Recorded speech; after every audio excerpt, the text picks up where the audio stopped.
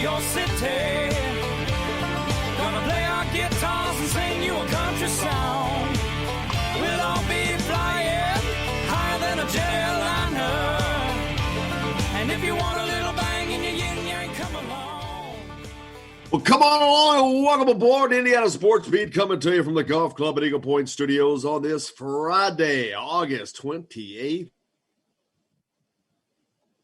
It is almost gone. I cannot believe that, but it is. Hey, on the program today, Eric Gardner from Indiana Prep Hoops, talking some basketball, timely as that is because Blake Wesley knocked his list down to 12 overnight. Big time, 12. Alec Lasley will join us in overtime period. Plenty to talk about. Todd Leary as the Big Ten football story will not go away now as 8 Nebraska players have filed a lawsuit against the Big Ten, and Kevin Warren's nightmare continues. Yeah, I guess I don't really understand the how that lawsuit. One, it's not going to get played out prior to the season, so that's pointless. But I guess it's just symbolic. It's just the judge gave the Big Ten until 5 p.m. Monday to file a brief in response to a motion of expedited recovery, because what they want. They are trying to force the Big Ten to give them proof that there was a vote taken, because they have 2 presidents that they have used in this filing on record saying there was no vote. And so that's what, and they're trying to force them to turn that information over. The Big Ten is trying to keep that information from getting out, saying that it would damage the league if they had to give out information. I can't remember who it was. It might have been Mike DeCourcy, but I don't want to throw him under the bus if it wasn't him. But one of our guests that we had on talked about the fact of whether there was or was not a vote. The ultimate power to that decision comes down to Kevin Warren anyway. And so even if there wasn't a vote, it's not like he really has to explain himself. Well, but if that's factual. But when he's saying that there was, it is. You cannot publicly go on record saying this is what happened. But okay, that is not what happened. So think about it this way, and I'm with you. Like I'm just playing devil's advocate because we've gotten so many vague details about this thing, and I use the word details very lightly. But you remember the day after all this happened, we had the writer from Detroit that was on here, and he supposedly had someone that was either in the room or real close to the person in the room that said the vote was 12-2. That wasn't Kevin Warren that came out and said it was 12-2. Again, when we talked about this the last time, but we don't know that information didn't come from Kevin Warren. It was information given to him by an insider. We don't know where that insider got that information. Did Kevin Warren leak that? Was that a leak, a purposeful leak that was not true? Yeah, but you're speculating. That's a big stretch speculation there. I don't think so. Okay. Not with the information that's coming out. Not when you have 2 presidents to say a vote was not taken. It's not speculation. They've got 2 guys on the record on this lawsuit. These are 2 presidents or chancellors of Big Ten universities that they're using in this lawsuit. So I don't think that's speculation. And I'm with you. I'm just saying, like, when we first got the information of a 12-2 vote, that information didn't come from Kevin Warren. I understand that. Well, you don't know that. You do not. But you don't know it either. You can't say it did because you don't know it did either. I'm not saying it did. I'm saying what I'm saying is it doesn't matter. They have to provide the information, show that this happened, because you have 2 presidents saying it didn't happen. Two Big Ten presidents saying that it did not happen. But even if it didn't happen, it's irrelevant. It doesn't. It's not irrelevant. Kevin Warren gets to make the decision. It doesn't. You cannot be the commissioner of the Big Ten Conference and say this is what happened and be a damn liar. Are they going to file a lawsuit and accuse him of being a liar? Is that what the lawsuit is about? There will be a lot of stuff if it comes out proving that he was a liar. I mean, we're just going to debate back and forth on this. It's a silly lawsuit. Well, it's not. It's a silly lawsuit. I get the point of it. It may be silly only in the fact that I don't know that it's going to really resolve anything. That makes it silly. No, but it's born only because the Big Ten is not providing this information. And there's a reason why they're not providing this basic information that is be so easy to provide. And that's because a lot of people are beginning to think that information is not there and that everybody is being lied to by the commissioner of the Big Ten. And if that is the case, that is not going to be a good look for the commissioner to come out and to have been a liar. You know how they have to prove these things when they go to court. So what would be the motive of Kevin Warren to not want to play the season? That's not relevant to this argument. It is relevant because he would have to have a motive in order for him to want to cancel the season. You're saying he did cancel the season. He did cancel the season, though. He did cancel the season. And if he doesn't, you just made a statement and you said that the information that he is saying is there wasn't there, or possibly isn't there, potentially isn't there, and he just made this decision on his own. And my question would be, if you're making that statement, what would his motive be to do that? If the information isn't there, you need to ask him. I'm not the one that made the decision. Think about what his job is. His job isn't easier by canceling the season. There's no motive that would be good for him to cancel the season. But at the end of the day, he canceled the season. It doesn't matter. At the end of the day, he made this call. It was his call that he made. And I agree with you. And all I'm saying is I'm not willing to jump in the conspiracy theory. Okay, corner. Then all they have to do is show the information, provide the information. I've been saying that the whole time. I have been saying it doesn't matter what happens in this scenario. That's what this lawsuit is about. I am going to say Kevin Warren messed up in this situation simply because of his communication. Okay, that's what this lawsuit is about, to get the information that they are refusing to provide. And that's what a lot of lawsuits are about. When people don't do what they should do, then you have to try this recourse. And that's like what they're doing. Fact-finding mission, trying to find out that's not. How else do you find facts? Yes, it is. That's part of the system. It's exactly how the system works. That's how it was set up to do that. And it's working on theirs. Now, will it do anything? I don't know. It's certainly causing Kevin Warren a headache. He is not a happy person right now, but part of that's because he's made his own bed. And if this information were to actually be what we're talking about and come out that way, it would not be a good look for a commissioner of a Power 5 conference. Absolutely not, especially one that has no tenure, that just started. It's not a great way to start off your tenure of running a Power 5 conference. None of it is going to come out as a good way to start his tenure. That's a fact, no matter what the result is. I've been saying all along, the lack of communication is going to leave a black mark on this situation, whether he ends up being right or whether the decision ends up being right or whether the decision ends up being wrong. The lack of communication is always going to leave a black mark on it. I've said that all along. But I'm not going to jump into the corner and say that he made this decision because he wants to show how powerful he is.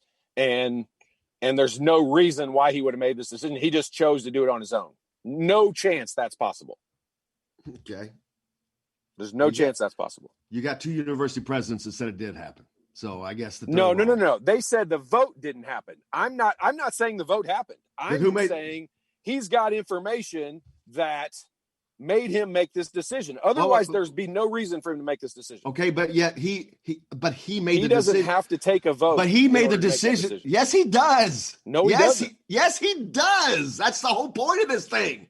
Yes, he does. He does not have that kind of unilateral power where he can just do whatever the hell he wants. This is not a dictatorship. Jim, stop interrupting me. That's what I prefaced this entire statement on, was we had a guest on here that said he had that unilateral power and did not need the presidents to vote on this. That's exactly how I started this whole thing. If that's not true, then nothing I've said it matters. Then he did need to have a vote. But I don't know that you know that's factual. Then why is he hiding behind all of this? It does not make sense. If this is all there, it's simply, here's what happened, boom, boom, boom. But they're hiding behind it. And when people are hiding behind something, you know that there's an issue, because they could have made this go away a long time ago so easily, and they did not. Here's my big problem with this. If Kevin Warren got a gigantic bonus because they didn't play, if there was money involved, if he got a better job, if his title improved, if anything changed for the better for him by canceling the season, I would say, yeah, he's got some questions to answer. But none of those things are true. I'm not saying he did it for his personal benefit. It's not. That's not the question. That he did it for but people generally benefit. don't do things to make their lives harder. Well, that's not. This is not about nobody's even suggested. That's not even been a part of any conversation about it being his personal benefit, and it's not. No one is suggesting that or even thinking that. So then, what would his motive be to cancel it if there isn't information? I don't know. I don't know, and I don't care. That's not even my problem. That's his issue to deal with. My problem is he made this mistake. He made this decision, but he needs to own up to it. He needs to provide the information to people why this decision was made and who actually made it. Because what he has said is being refuted by 2 Big Ten university presidents. So that needs to be resolved. And that's just not a good look for the conference. And now you've got players suing the conference. That's a horrible look. I mean, absolutely horrible. In his statement that he put out, I can't remember. I'm not trying to prove a point. In his statement that he put out, did he mention the vote at all? You know what? I don't remember, to be honest. I don't think he did. I read the whole thing. I read through it twice, and I don't think he mentioned the vote. So from Kevin Warren's mouth or the Big Ten's office, I've never heard them say anything about a vote. Oh, it's been mentioned numerous times. But Nebraska, the fact that these players been mentioned by who? Dude, you're gonna go back and read it all. I can't read it all to you. I mean, I read this stuff every day. I can't do all that. I don't have it all documented, laid out. I just remember seeing things and know what I see and what I read. But it's not even relevant. That part's not even relevant anymore. It's just provide the information. And that ends that story. I mean, that ends that entire argument. Just provide, show the information. That's it. That stops. And the fact that Nebraska players were allowed to do this, that shows that tells me their entire administration is behind this. Because if they wanted us to quash it, they could have. Scott Frost could have went to those guys and said, "Look, I appreciate it, guys, more than you know, but this will hurt us, so let's not do this." I promise you, he is behind them 1,000%. He's one of the guys that definitely has been kind of a renegade, a rogue renegade in this.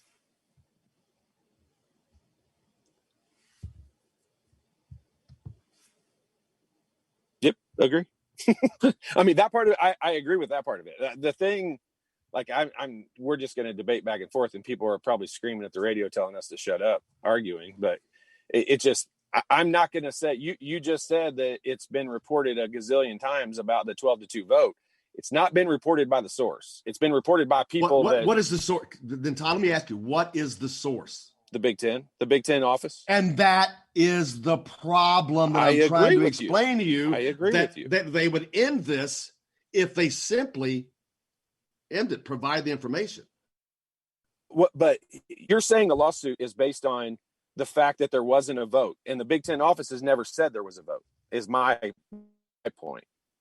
Okay. I'm not going to debate that with you. You'll have to go back and read all that yourself. I'm not going to go back. But reading what the guy in the Detroit Press says isn't that. Okay. It's never come from the Big Ten office. Again. All right. We got to take a break before Will freaks out. Yeah, I don't know what else is spot. Coming up next, Eric Gardner from Prep Hoops is going to join us.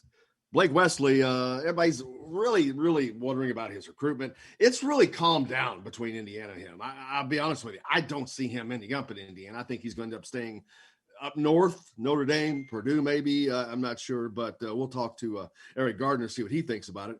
When we come back, you're listening to Indiana Sports Beat here on this Friday, August 28th, coming to you from the Golf Club at Eagle Point Studios, and we're back right after this. Hello, everybody. Jim Coyle from Indiana Sports Beat. When I'm not covering the Hoosiers, you can find me at Bubba's 33 in Clarksville, located on the northeast corner of I-65 at Veterans Parkway. Bubba's 33 has hand-tossed pizzas, bold burgers, and ice-cold beer from a select list of local craft brewers. An incredible food selection, all made fresh daily. Whether you're meeting the team for that post-win meal in the family dining area or meeting friends for happy hour to watch the game on one of Bubba's 50 TVs. Bubba's 33 in Clarksville. Pizza, burgers, beer. We all want a winning smile for those championship photos, and that's exactly what you will get at Reynolds Family Dentistry in Sellersburg. Reynolds Family Dentistry has been serving the dental needs of Hoosier families for over 30 years. Let Doctors Roger and Jay Reynolds take care of your family. Just off of I-65 at 809 South Indiana Avenue in Sellersburg. Call 812-246-3368. That's Reynolds Family Dentistry, 812-246-3368. Now that warm weather has arrived, it's time to hit the links, and there's no better place than the golf club at Eagle Point in Bloomington.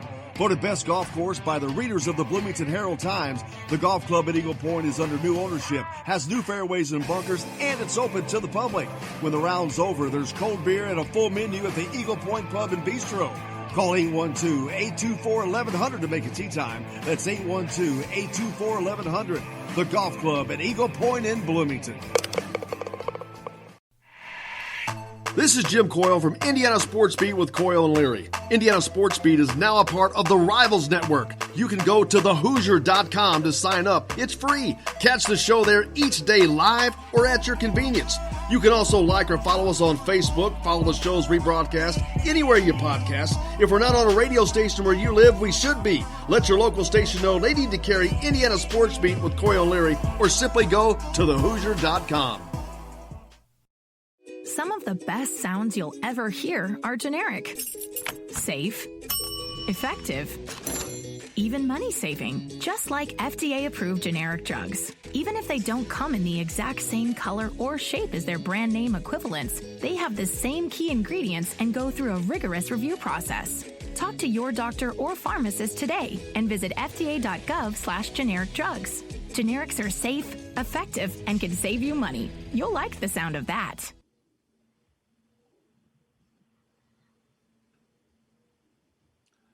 Welcome back to Indiana Sports Beat, coming to you from the Golf Club at Eagle Point Studios, of course, here on this Friday, August 28th. Joined now by Eric Gardner from Indiana Prep Hoops. Eric, thanks a lot for joining us, man. Not a problem, guys. Happy to be here.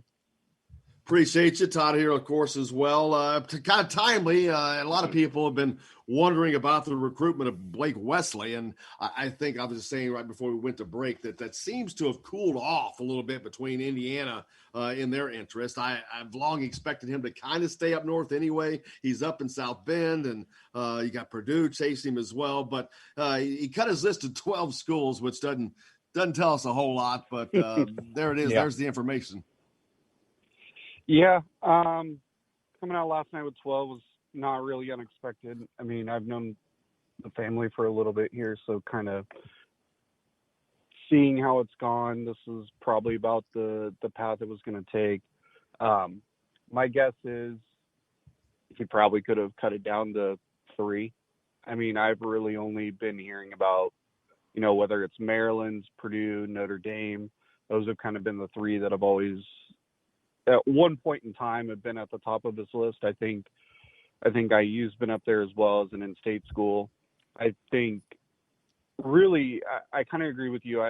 It seems as if Notre Dame's kind of got the lead here for, a variety of reasons. Notre Dame typically doesn't recruit in Indiana. So in this class, taking a J.R. Knesny from South Bend St. Joseph's was like already at their peak of what they would max take anyway. Like, they don't usually dip into Indiana at all. They usually like the East Coast guys.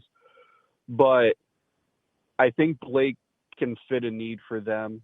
I mean, he's a tall guard, shoots it pretty well, has the upside to be an elite level scorer.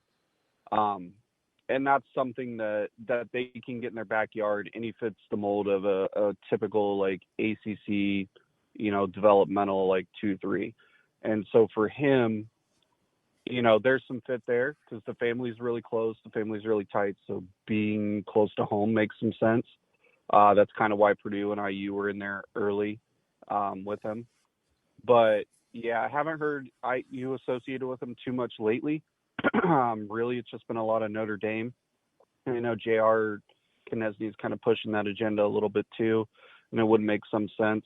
Though I will say the one thing that we've seen a lot of this year with the way recruiting's gone is staying closer to home. Without being able to take visits at the Division I level, you've kind of been restricted to what you've either known or taken a completely a complete chance on a school. And a lot of people don't do that. I've never gathered from what I've been told or what I know about the family that they're going to do something crazy. They've always been pretty locked into logic. And so this is the one thing that would make some sense. And I know academics are a little bit in there. Getting a good degree is kind of in there. And I don't see Blake as a a one and done type kid. So there's a lot of a fit there. I think IU could possibly be a fit, but I don't know if they're even pushing that hard at this stage. And that whole concept you've talked about. I mean, we've hit on this topic a bunch during the pandemic and COVID, new recruiting situations, in that kids are kind of tending, not just here in Indiana, but across the country, are kind of tending to try to stay a little bit closer to home. And I think when you look at the scenario for Indiana in the long run, that wouldn't be a bad one. That was, if Indiana could land Trey Kaufman. Yeah. I know that kind of splits Louisville and Indiana, but with the Louisville up in the air situation as to whether they're going to get sanctions or not, I think Indiana fans would be okay with taking that choice and getting Trey Kaufman to stay close to home. Yeah, I know they would, and I think they're probably, if I had to guess right now, they're probably the most likely school. But I know Purdue's been in there. I know Xavier's been in there. I have not, from my dealings, I have not been hearing Louisville as being like that great of an option. It's not that he wouldn't go there. I think before he even like really popped off like this, I always kind of thought like Louisville makes a ton of sense. But I personally haven't been hearing Louisville all that much with regards to Trey. It's kind of been the Xavier, Purdue, IU. And to me, Virginia has always made some sense. But then you go back to what I just said with distance and traveling and knowing how the family is and how tight they are, like going to a place that you've never visited before, right, and far enough away from home, like everything's uncertain right now. So it's a lot, especially with the kids. It's familiarity. With the parents, it's being comfortable with everything. And those things usually are home base type stuff. So your places you've been before, staying in your home state, somewhere where you can travel and it's no more than a day's worth of travel. Like those are the things that I think are gonna be there. And like I said, I think you guys are in a good spot with Trey.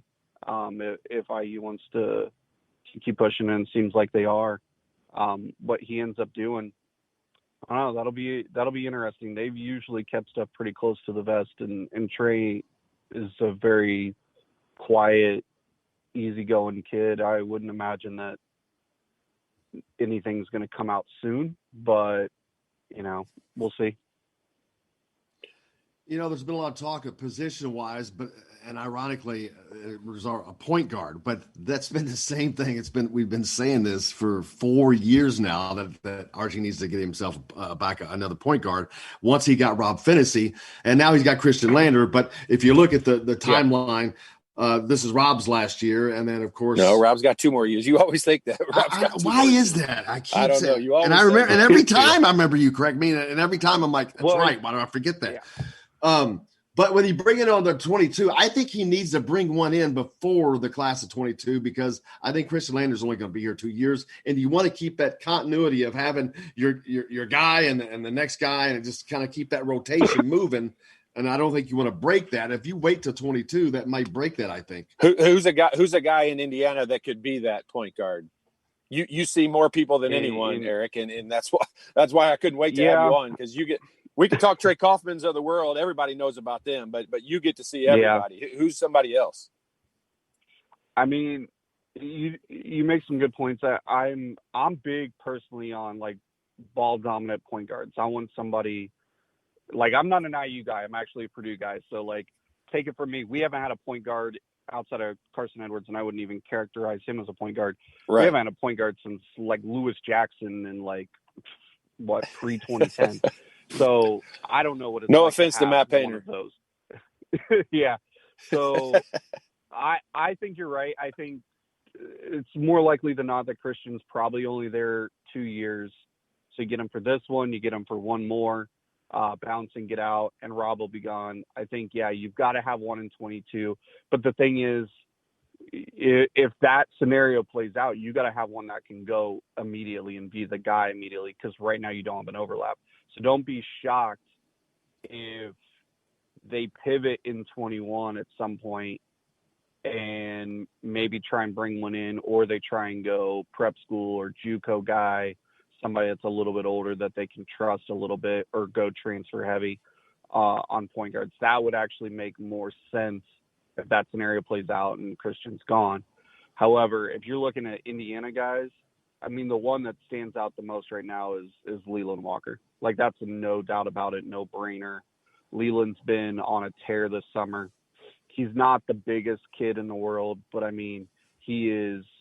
I've said this for a while. I'm not huge on like 6 foot and under point guards. Just not. Never have been. But if you're going to do it, you got to have two things. You got to have length and you got to have athleticism. And Leland has both of those and a lot of it. And he just knows how to go. You pair in his ability to shoot and his like kind of mental state where he just wants to attack constantly. I have no doubts that like he's going to be a smaller guy, but like he's going to dominate at a high major level just because whoever takes him is going to have to give him the reins and let him go a little bit. And if you do it, he's not afraid of anybody. And that's kind of the reason why I think like he would work really, really well for an IU, Purdue, Butler, that level of school. I've heard his name a lot. I've not gotten to had the opportunity to see him play, but any thoughts on who is the inside track on his recruitment? I don't know that he has one. I can't claim to know the kid super well. He's kind of got his circle and he stays within it. But I've never gotten a vibe that he's like an IU guy, a Purdue guy, anything like that. It wouldn't shock you. And typically those guys that you don't hear anything about, and I've known Leland since before he even played a freshman game of high school. Like typically by now I would have an idea of like if he had some leniency in state. I've not heard anything, and it's never been expressed. And typically that would leave open out-of-state possibilities more likely than in-state. It's not to say he won't stay in-state, but I mean, he's going to be the type of kid that it's funny watching his recruitment this summer with Division I's not going out because like he lands some big offers, but then he goes and he gets like, I think they played an event with his AU team in Georgia, and then Georgia or North Carolina, one of the two, and then he ends up with a Winthrop offer, and I'm like, all right, cool, Winthrop, but like the kid should be getting high, like more and more high major stuff. Like it's a no doubt about it thing. And so I think at the end of the day, it's going to be deciding between like a Purdue, IU, Butler, and then like probably not your Kentucky, North Carolina, Duke, but just a tier under. I think you're going to have a lot of schools around the country looking at him like that because you just don't get guys that are that potent offensively with that kind of mentality. You also just have to watch him and you look at him, you're like, I know you look like you're going to get beat up, but I'm taking you every time. Like he just looks and plays like he's going to dominate everybody he goes against. And then Indiana now has a new coach in Kenya Hunter, coming in from UConn. He's had Big Ten experience. He spent time in this area, but coming in from the East Coast. How do you see that impacting? Indiana's recruiting is largely focused on in-state kids. That's where their success has come from, and they haven't really had a national presence here of late. I think I've said it when they hired him. I said this could be the thing that really puts their recruitment over the top, that one or two guys that you can bring in from someplace away from here that really adds to this roster. And I think that could possibly happen with Hunter. Yeah, I think it's not getting rid of, but exchanging Bruiser for Hunter, I think is a positive. I know there are a lot of getting rid of, weren't particularly Bruiser Flint fans, and understandable. But I personally, like, being a Purdue guy, when you guys hired Archie, I was like, that was the first time in a while I'd been like, all right, now they're going to be good. Because like Archie's style and the way it kind of worked, it was like, all right, Indiana guys are going to like love this. You know, a little bit more defensive first, high IQ, pack line defense, those sort of things. We're going to get there. But I do think Archie at the beginning of his career, and you can't really fault him for it, you had to go after the Romeo Langfords. And in turn, being an IU coach, yeah, you want to base a lot of your talent off getting Indiana guys. But I think that hindered his ability to get the players that he wanted a lot of the times. And I don't necessarily think that Archie's done a great job of getting guys that fit him. I think he's tried to get some guys that maybe are a little bit more, talent rich, but maybe don't fit what his, whether it's offensive or defensive styles have always been there. And the hope is that you get Hunter and you sort of shy away and start moving away from getting Indiana guys, just from the change. Not that Bruiser was recruiting Indiana kids, but just from a change and being okay, let's start making some adjustments in the way we do it. Because clearly, you guys are expecting more of him. I think just bringing in Hunter, and it could have been anybody, just bringing in anybody would allow Archie the ability to maybe try something new.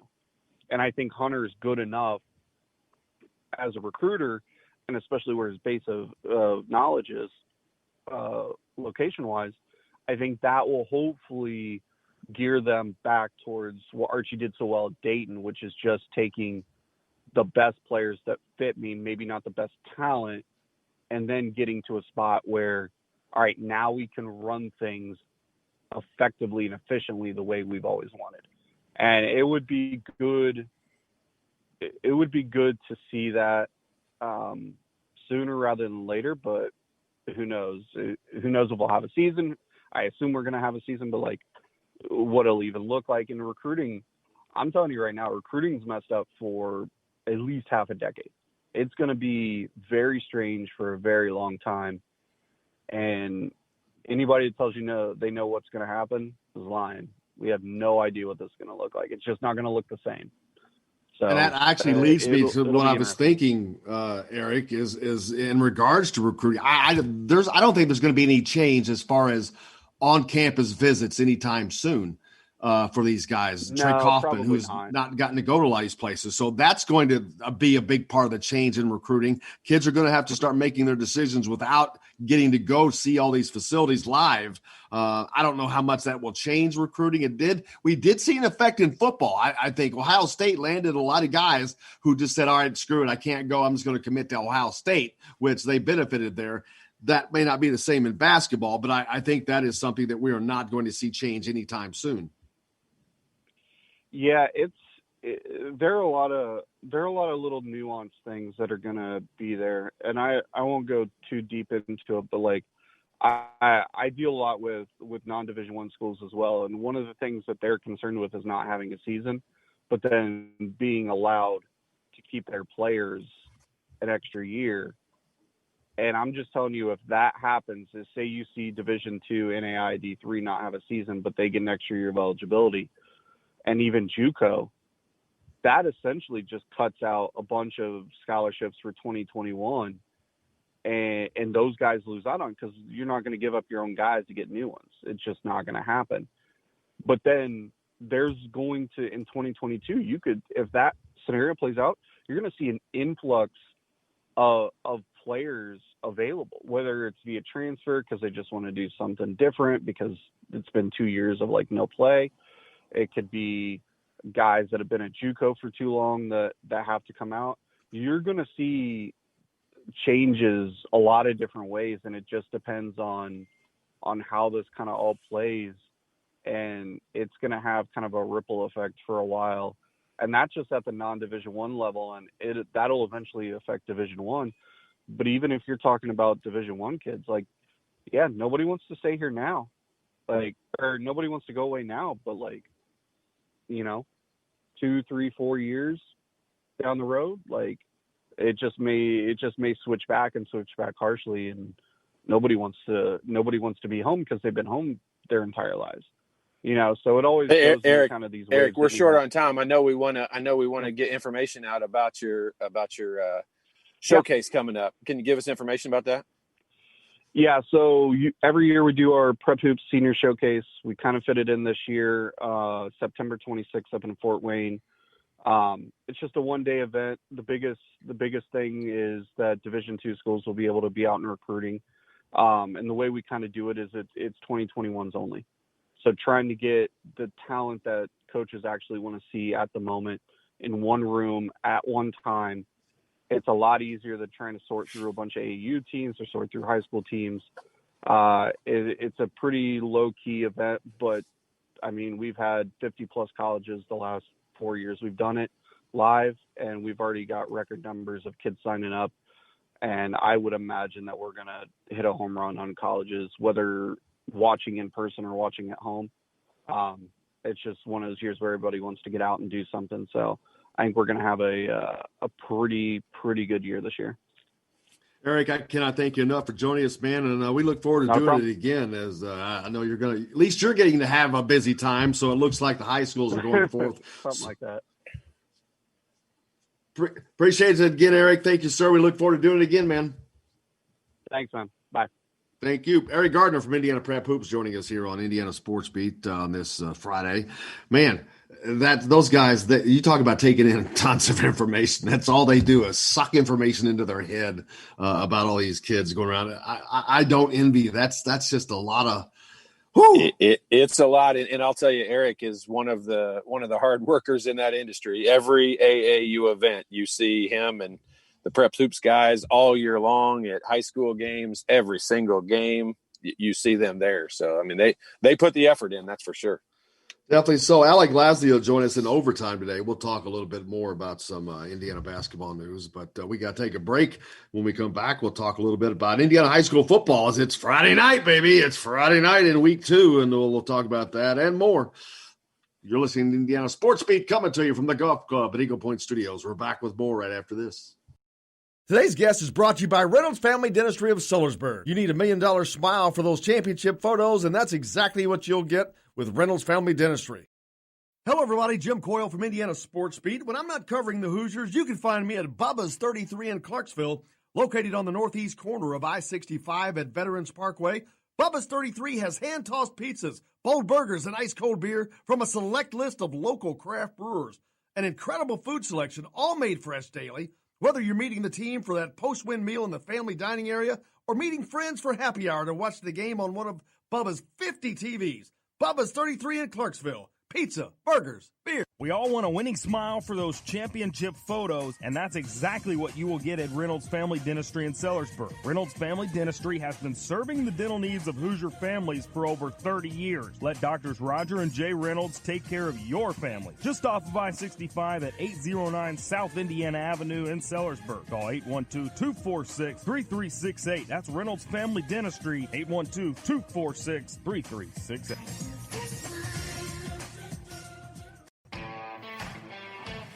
Now that warm weather has arrived, it's time to hit the links, and there's no better place than the golf club at Eagle Point in Bloomington. Voted best golf course by the readers of the Bloomington Herald-Times, the golf club at Eagle Point is under new ownership, has new fairways and bunkers, and it's open to the public. When the round's over, there's cold beer and a full menu at the Eagle Point Pub and Bistro. Call 812-824-1100 to make a tee time. That's 812-824-1100. The golf club at Eagle Point in Bloomington. This is Jim Coyle from Indiana Sports Beat with Coyle and Leary. Indiana Sports Beat is now a part of the Rivals Network. You can go to thehoosier.com to sign up. It's free. Catch the show there each day live or at your convenience. You can also like or follow us on Facebook, follow the show's rebroadcast anywhere you podcast. If we're not on a radio station where you live, we should be. Let your local station know they need to carry Indiana Sports Beat with Coyle and Leary, or simply go to thehoosier.com. Some of the best sounds you'll ever hear are generic, safe, effective, even money-saving, just like FDA-approved generic drugs. Even if they don't come in the exact same color or shape as their brand name equivalents, they have the same key ingredients and go through a rigorous review process. Talk to your doctor or pharmacist today and visit fda.gov/generic drugs. Generics are safe, effective, and can save you money. You'll like the sound of that. Welcome back to Indiana Sports Beat, of course, coming to you from the Golf Club at Eagle Point Studios. It is Friday. Oh, Cannot believe it. Well, I can't. It's the end of the week, man. It's been another quick one, Todd Leary. As always, these weeks have been flying. I cannot believe I say that, but they have flown by in a period where nothing is happening.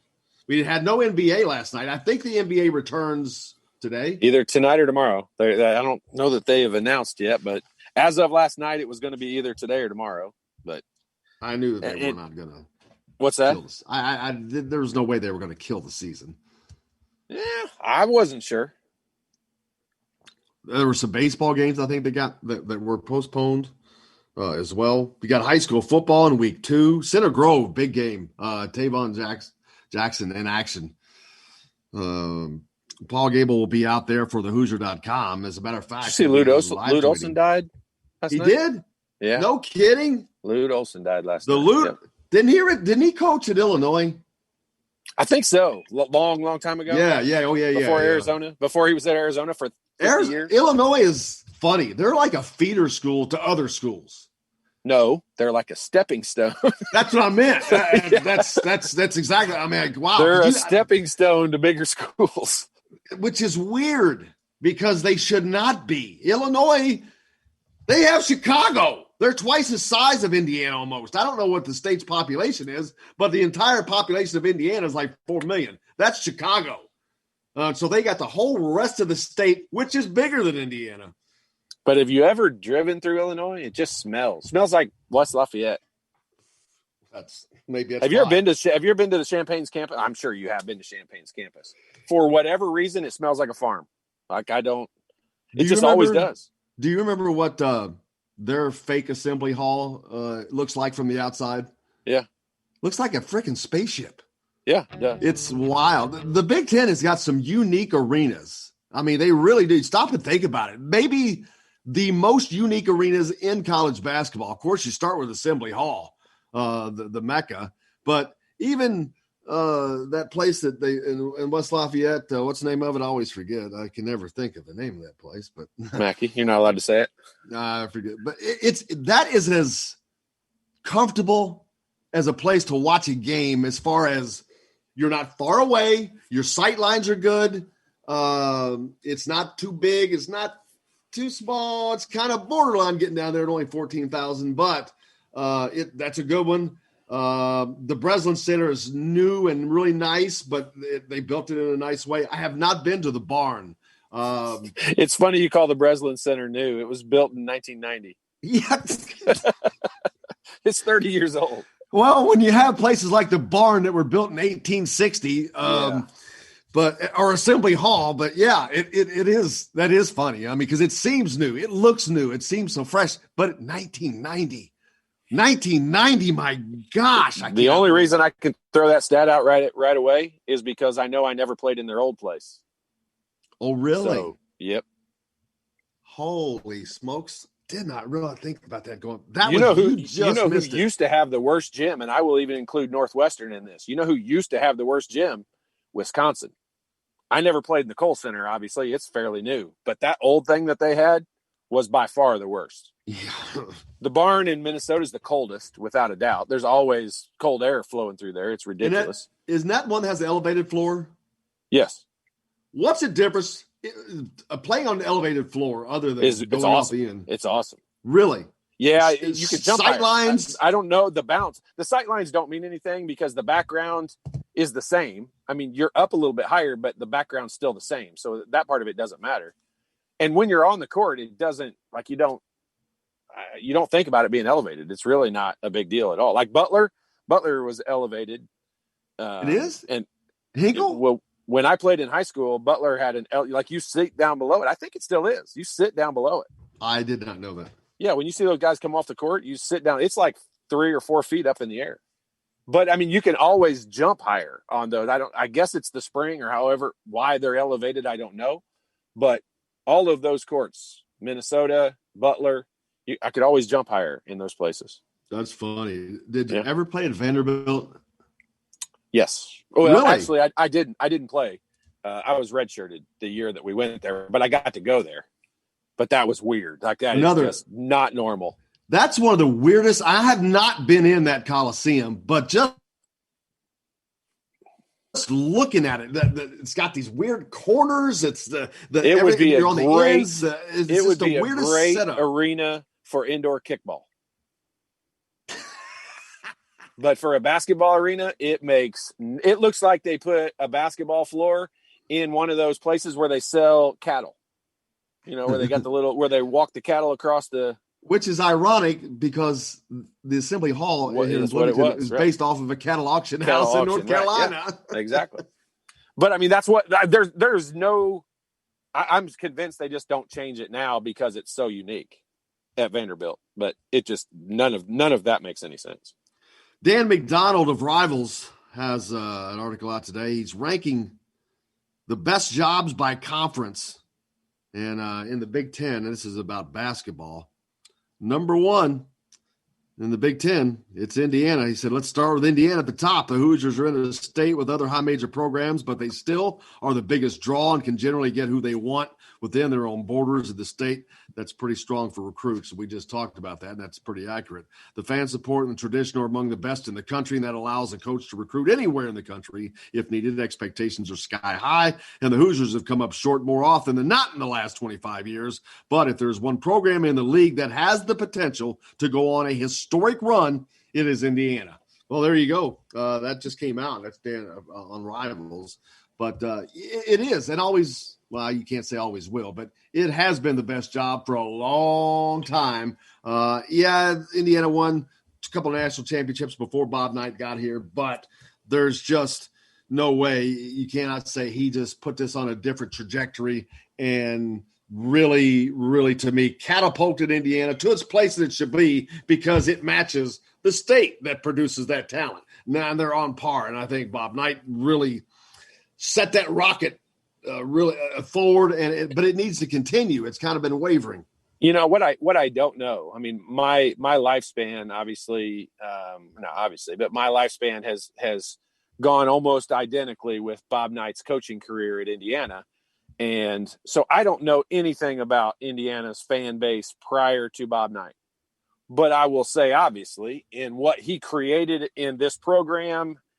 And a fan base that's unmatched. Now, you can say other ones are better in different areas or whatever they are, but this fan base for not having anything more than they've had to root for in the last 25 years, it's incredible how they have continued to grow, stay, active and interested and passionate. And so, yeah, that alone. I would say if you want to look at it from the standpoint of if you're a coach and you're not from the state of Indiana and you looked at the Big Ten and you were ranking the jobs, I think if it weren't because it's a football school, I think Ohio State would be ranked as the number one job simply because they could pay you the most money and they can recruit about anywhere they want to also. But the fact they're a football school, they're always going to be a football school. They could win 5 national championships in basketball in a row. They're still going to be a football school. I think that probably makes Indiana, the premier job in the Big Ten. Ohio State listed at number 2 by him on this list. Yeah, I mean, you look at it. If they were not a football school, I think it would be number 1 because they could pay any amount of money they wanted to pay somebody because of that football program. And people forget. It's a big state. You've got Cleveland, Columbus, Cincinnati, Dayton, Toledo. It's a big state. I mean, that's why it's a swing state in the election. That's why it's so important in our country. It's a heartland state. It's got a lot of other. It's got other good basketball schools. It's got Xavier. It's got Cincinnati. When you look at that, I mean, Indiana recruits against Notre Dame a lot. In the last 10 years, they've had to recruit against Butler even. I'm sorry, Indiana recruits against Purdue. What I was going to say is they never have to recruit against Notre Dame. It was weird how we talked about Blake Wesley and all that. And, I mean, you never hear about losing a recruit to Notre Dame. It just doesn't happen. And I don't even know why that's the case because Mike Bray is probably one of the best coaches in all of college basketball as a player to play for. At least it appears that way. Purdue, you know where they came in? 7, just a guess. 8th. That's surprising. I mean, it's surprising just because they've had a ton of success in the Big Ten. Like in the Big Ten, I think in the Big that's Ten, in the Big Ten. But I mean, if you're going to rank, if all you're doing is ranking the national success, no one compares. I mean, you have to put Michigan at number 2. Well, Indiana wouldn't be at the top. I'm talking about if you took the last 50 years. Yeah. You compared success. I mean, to be Indiana and Michigan, probably, right? I mean, I don't think has anyone else won a national championship. Michigan State, Michigan. Oh my God, what am I talking about? Well, they only won one national championship. They've been competitive for national championship. They only won one though. Tom Izzo's only won one national championship. I think he only has the one, right? Is it really? I think so. It's hard, man. It's hard. That's a weird statement because I would guess 2 at least. Exactly, because they were so successful. I know, it surprises me. Because year in, year out, he's like, oh, Michigan State, number 1. Michigan State going to be in the Final Four. It's like, it's still that way. You still keep hearing that. But that's just a testament to Coach Izzo. Maryland down to number 5. It just says having Maryland this low on this list shows just how many good jobs there are on the conference. You were right. 2000 is the only year they've won. Tom Izzo's won a national championship. Yeah. Who was the guard? Why am I drawing a blank here? Mateen Cleaves. Yeah. But fun stuff. High school football this week, like I said, Center Grove be in action. Saturday, don't forget, Brownsburg's going to be on ESPN. Josh Sales, an Indiana football commitment, they're playing St. Xavier, right? Cincinnati, St. Xavier. I mean, that's where did Ramsey? Which high schools? Does he go to Moeller? It wasn't Moeller. I can't think of which high school he went to. I don't think it was Moeller, but I think he played against Cincinnati St. Xavier, and I think this is the school that the quarterback from Penn State went to, and they played against each other in high school. Last year, their brothers were playing against each other in this big high school rivalry game on the same night the night before Indiana was playing Penn State. It was pretty cool.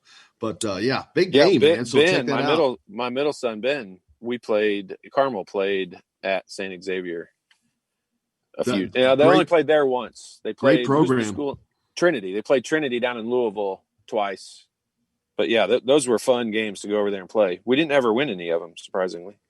There's plenty of games out and about. Get out if you're looking for something to do. Maybe exactly what I do. Get out and watch a high school football game where you're in the Evansville area. Tons of great programs down there, man. A lot of those teams are ranked, whether we're talking about Memorial or Modern Day, Central. It's just a lot of games. Castle. You get a lot of good teams down in Evansville. Fun football forever. Then, of course, Southern Indiana, Floyd Central, New Albany, Jeffersonville, all those guys. And then Indy, Fort Wayne. There's just some fun. Indiana has some fun football. I mean, it's not the state. It does not produce the talent like it does in basketball, of course. That's a size thing. Again, that's why Ohio is looked upon as a football state. They're big. They got so many people. But there's definitely a lot of talent. Football talent that comes out of this state. If you think about it, I mean, quarterbacks, you've had the Cutler and the kid from Bloomington back in the day that went to Florida, that Rex Grossman, who it would have been nice to have him in Indiana. But yeah, it's still fun and looking forward. I'm going to try to get out and watch a game. Did Grossman not go to Indiana and transfer? Did he always go to Florida? Yeah, I went straight to Florida, man. Huh. You know who his coach was? He got to play for the old ball coach, Steve Spurrier. Really? Yeah. How you gonna turn that down? Can't. No. Steve Spurrier is one of my favorites. He just didn't. That's why you wear a visor, isn't it? Well, you know what? He's a good person to model that off of. But he didn't care, and he would blast Florida State. Every chance he had, He reminds me of a skinnier Buddy Stevens. We don't have characters like that anymore. I mean, back in the day when Bob Knight and Gene Cady, they weren't just sparring like that, but on the they're court, nice. They like each other now, but they hated each other a long time. I don't care but it was so fun for the fans. And Steve Spurrier is one of those guys. He'd call Florida State. He called them Free Shoes U all the time. It was, oh, you mean Free Shoes U? I mean, he just always, every chance he had, he blasted them. But it was a blast. It was fun. You need that kind of those characters, and boy, everything is desensitized. Everything is so fist bumps, and it's all sanitized. Everything is sanitized and desensitized, and we're taking a lot of the fun out of life somewhat. I mean, all they got to do is just listen to the two of us argue at the beginning of our show every day. We still like each other. Yeah, because I don't know what I'm talking about. So that's gone. I'm like, it's like boom, that's like water. It goes whoop, and that's gone. I'm like, huh? What? Where's the next Some of salmon? us just like to argue. I mean, it's just common sense. That's all we know to do. Let's see. High school football getting out this weekend. I'm going to try to do that. But look at Rip Lou Henson. Or no, Lute Olson. Rip Lute Olson. Lute Olson. That's a bad one. Now, but he had to be like 80. He's a good guy. He had to be in his 80s. Yeah, he coached almost till he was 80. 80s. Coached almost till he was 80. You know, somebody good we can talk to about him, of course, Jason Gardner, now coaching, is it North Central? North Central, yeah. His alma North mater. Central, played for Coach Olson. Had a great run. They had a great team. Hey, it's time to kill her out here. We're about done. Week is over. Flew by. Hey, Happy we're going to hit weekend. the overtime period. If you want to join us, Alec Lasley will talk some more Indiana basketball recruiting and recruiting in general. But other than that, we appreciate Eric Gardner joining us on the program from Indiana Prep Hoops. Been a great week. Hope you go out and have a great weekend. If you want to join us in overtime. Other than that, for Todd, Jim Coyle, wear your mask. Do something nice for somebody. Other than that, I will see you on the radio Monday.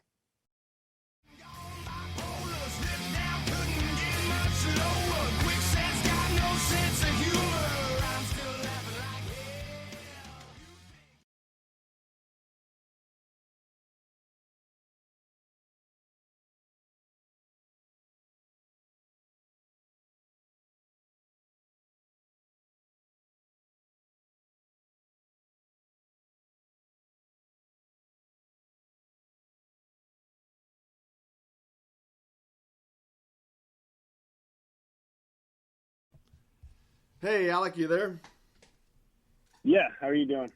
Good, brother. Good to have you on. Alec Lasley joining us here from thehoosier.com. Of course, make sure you go to thehoosier.com for your complete coverage of Indiana athletics, recruiting. Otherwise, Alec has been all over it. Not a lot going on this week. A lot of happening with a couple of offers last week, but then it's kind of quieted down other than the hiring of a new assistant coach. Yeah, exactly. I mean, obviously we saw last week with C.J. Gunn, Isaac McNeely, the two offers that Indiana gave out last week. Two guys that IU's definitely going to prioritize here as, we get a little bit more involved and a little bit deeper into the 2022 class. Outside of that, it's been relatively quiet. With high school seasons slowly starting to get going in terms of like practices and in terms of obviously kids slowly getting back to school. So AAU is pretty much done for the most part of, whatever kind of season kids were able to have. Outside of that, it's, kind of full steam ahead into high school basketball here and, knock on wood, obviously, hopefully some college basketball as well. Absolutely. That's what everybody's looking forward to. And I would be hard-pressed to imagine. Of course, I was hard-pressed to imagine football didn't happen. But because of all the grief and flack they've taken, I don't see any way possible, unless something catastrophic happens, that basketball is not a part of our winter. So we'll be looking forward to that. A lot of people asking about Blake Wesley. And he was a hot topic there for a long time. Great point guard from way up north. But man, it's just kind of gotten a little quiet on his trail, and I just kind of see him. I think he ends up staying at home, or at least the northern part of the state at the very least. Yeah, Blake Wesley had a lot of steam with IU kind of early on. Over the past couple months, it's really just kind of flatlined. Honestly, his recruitment, just in general, is kind of flatlined. There's really no new schools entering, which is kind of strange. Obviously, with the 2021 class kind of not fully on pause, but really not able to take any visits. Usually over the past couple of months here, you've seen schools offer, a couple other guys that maybe they wouldn't have in a normal summer.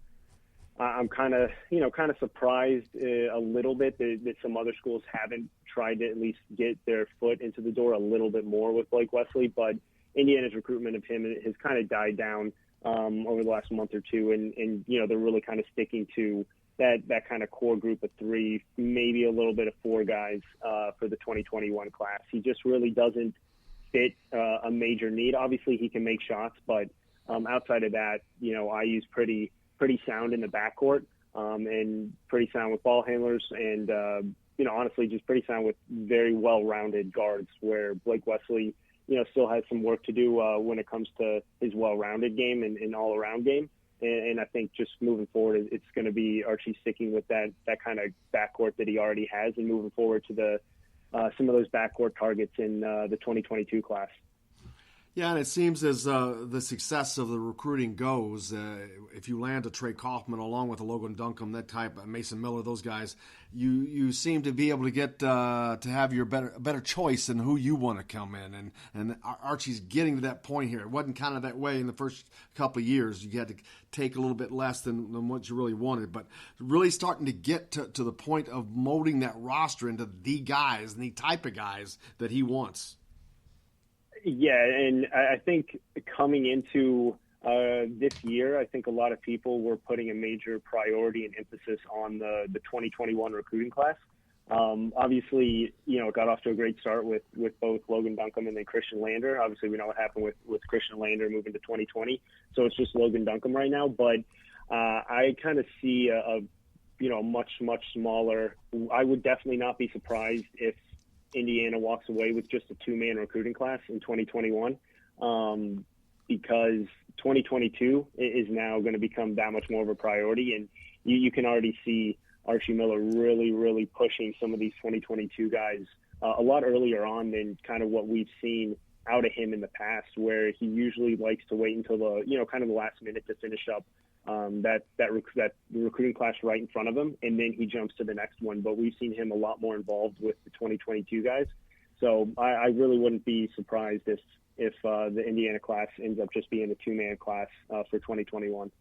Yeah, but I'd be kind of shocked. I mean, I'm assuming Logan Duncombe obviously coming, but I'm assuming Trey Kaufman's going to end up at Indiana, and I would be shocked if Archie is not able or doesn't pull a guard in this class. He's going to need him because of the turnover that we know is coming. Yeah, he's going to need him, but I mean, if you look at the 2022 offers that are out already, you have 4 or 5 point guard offers already, 6 if you include Sky Clark, who obviously cut IU from his list, but already this early on, he's prioritizing point guards for 2022. He's not going to, unless someone comes out of nowhere here in the next month or two. I don't see, a 2021 point guard just because you already have obviously Rob Finney for 2 years. You're going to have Christian Lander for most likely 2 years, and there's really no reason to take kind of a third point guard, that is. And then you just look at how kind of crowded that backcourt is already for 2021. Obviously, if Aminu Mohammed wants to come, Archie's going to take that. But a lot of people don't really know what's going on with Aminu Mohammed right now. There's been some whispers of of him possibly going the professional route or the G League route as we get a little bit closer to when, he actually has to make a decision. But I really think prioritizing that 2022 class is become Archie's, main point of emphasis right now, along with obviously continuing to make sure he stays in contact with this, kind of trio of 2021 players. Well, I guess that would allow for a point guard to come in Christian Lander's second year, which most of us expect that to be his final year. I don't expect him to be here longer than 2 years, but you never know. I can't predict that.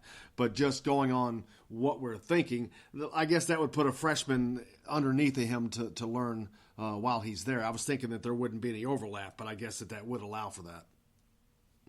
Well, yeah. So if we're looking at the 2022 guys, that would mean that there have to be a point guard to come in and basically start from day one. You have obviously Christian for 20 to 21 season, and then 21 to 2022.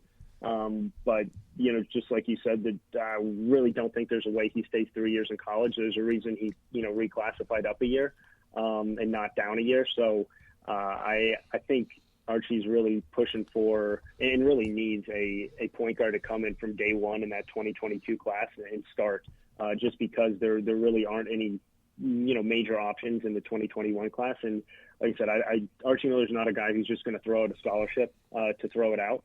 So I can definitely see him hanging on to 1 or 2 extra scholarships for that 2022 class. And you see a bigger 5-man class for 2022 than a bigger class for 2021. That's a lot of pressure to put on a freshman, and you don't have a backup either. I mean, that's a problem that he's kind of been in for a while, and he's trying to get out of that. And if you wait to 2022, you're not getting out. Not only are you not getting out of it, you're going to perpetually stay in it.